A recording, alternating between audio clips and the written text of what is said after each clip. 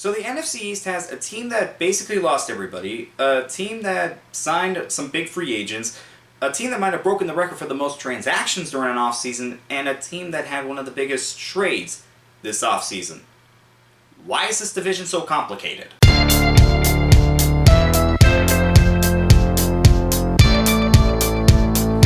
What's going on, guys? Dick Support here, back to you with another video, and today we are talking about the NFC East. I'm not going to waste any more time. Let's jump right in with the Dallas Cowboys. Alright, so the Cowboys re-signed Jordan Lewis, CJ Goodwin, signed Eric Hankins. Listen, guys, I'm basically working with an anchor here. The Cowboys did not do a whole lot this free agency. Even though Jerry Jones said they were planning on going all in this offseason, that's not what happened unless he meant all in as in losing every single one of their free agents. That's basically what happened here. Jonathan Hankins, Neville Galliman, Dorrance Armstrong, Tony Pollard, Stephon Gilmore, Tyron Smith, gone. Same with Dante Fowler. They cut Michael Gallup. And their starting center's also gone. The Cowboys, I don't know how they're going to be able to turn this around. Even with the great draft, it might not be enough. Oh, by the way, you still have to figure out what you're going to do with Dak Prescott. He's due for a contract extension. And it looks like they're not even talking about that right now. What is going on with the Cowboys? When did Jerry Jones become so cheap? And I get it. He didn't have a lot of cap space, but again, if you want to go far, you have to get the players. And right now, they lost a lot of production from last year. And it's not looking good right now. Look, the NFC East, we know they have not had a repeat champion in a long time, and it looks like that trend might continue unless the Cowboys somehow pull off a miracle. Actually, that still might happen. We'll see. Sam and I were talking about the Giants when free agency started, and we both agreed. We have no idea what their plan is. Because at times it seems like they're going for a full rebuild, like losing Saquon Barkley, and then they're trading for Brian Burns. I don't know what their plan is at the moment. Alright, let's go through this. They re-signed Carter Coughlin and Isaiah Hodgins. They signed John Runyon, Drew Lock as a backup to Daniel Jones in case Daniel Jones has another season like he did last year or gets hurt. Isaiah McKenzie to help out the receiving corps. Jalen Mills to help out the secondary. Devin Singletary to replace Saquon Barkley. I feel bad for him. But again, they lost Saquon. Not only did they lose Saquon, they also lost Deshaun Robinson, Ben Breedson, one of their starting guards, and they lost Xavier McKinney, who might have been their second best defender last year behind Dexter Lawrence. So, what exactly is the Giants' plan going forward? Are they going to try to rebuild, or are they going to try to win now? Personally, I try to rebuild. Now, do I think they're going to go for a quarterback in the draft?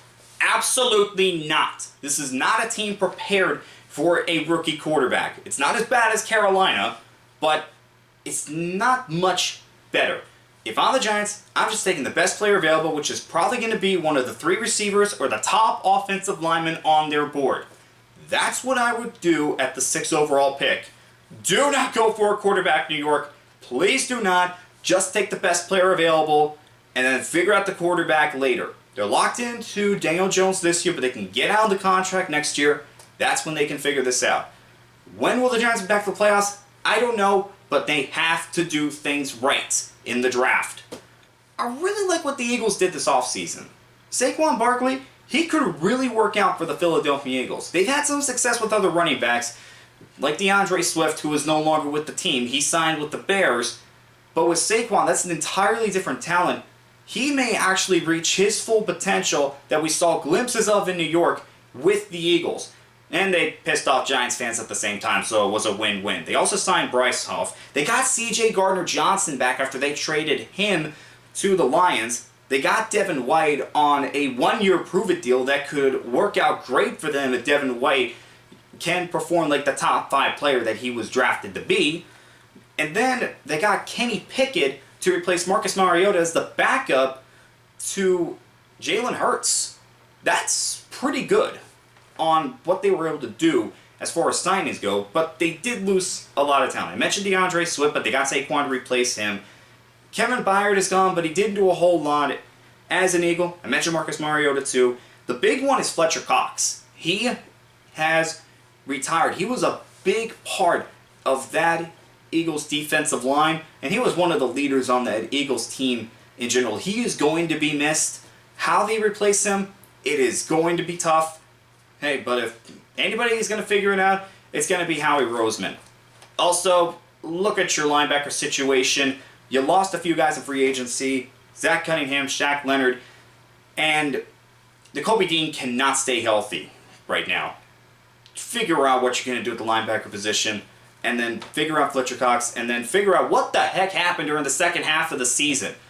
Philadelphia is lucky that Jacksonville missed the playoffs, or else we'd be talking about them having the worst second half of a season that really anyone has ever seen. They went from being one of the best teams in the NFL to really only the Panthers probably being worse than them.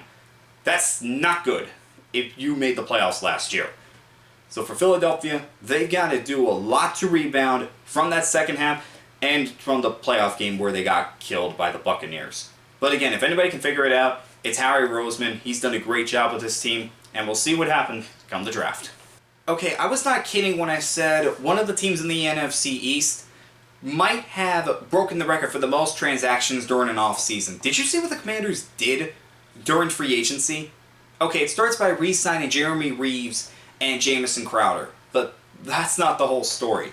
How about this? This is just from the Cowboys alone. Dorrance Armstrong, Tyler Bazin, Dante Fowler, and Noah Igbinoghene. Again, that's just from the Cowboys. They also got Bobby Wagner, Austin Eckler, Jeremy Chin, Cleveland Farrell, and that's not even all of them. If I listed every single one of their signings, we'd be here a while. But they did lose a lot of guys as well. They lost Curtis Samuel, Kendra Fuller's gone, Antonio Gibson, but Brian Robinson took over the starting running back job. However, Gibson was a very versatile running back. He could do a lot. Lost their kicker Joey Sly, Charles Leno, Logan Thomas, Nick Gates were cut, and they traded Sam Howell. And they also lost their backup in Jacoby Brissett. But they replaced him with Marcus Mariota. And I think we all know what's going to happen at number 2. Washington is more than likely they're going to take a quarterback, whether it's Drake May or Jaden Daniels. I'm not buying the J.J. McCarthy to Washington just yet. I am not buying that until I see it. So I'm not going to say that. I think it's either Drake May or Jaden Daniels, but with what Washington did, they were looking to revamp this team, and they accomplished that. Now, how is it going to be come September? We shall see. Can this team mesh together? We're going to find out. And we're also going to find out what they do in the draft, not just with the second overall pick, but with their other draft picks. They have a lot of draft picks specifically in the top 100. This is a team that I have mentioned before. They could be the Texans of 2024. If any team's going to pull it off, it might as well be the Commanders. If I'm a Washington fan, with a new ownership, new head coach, and with all these picks and all these signings, I'd be interested to find out what happens when the season starts. Alright guys, those were my thoughts on the NFC East teams. Next up is the AFC North. Let me know what you guys think down in the comments below, and I will see you guys next time.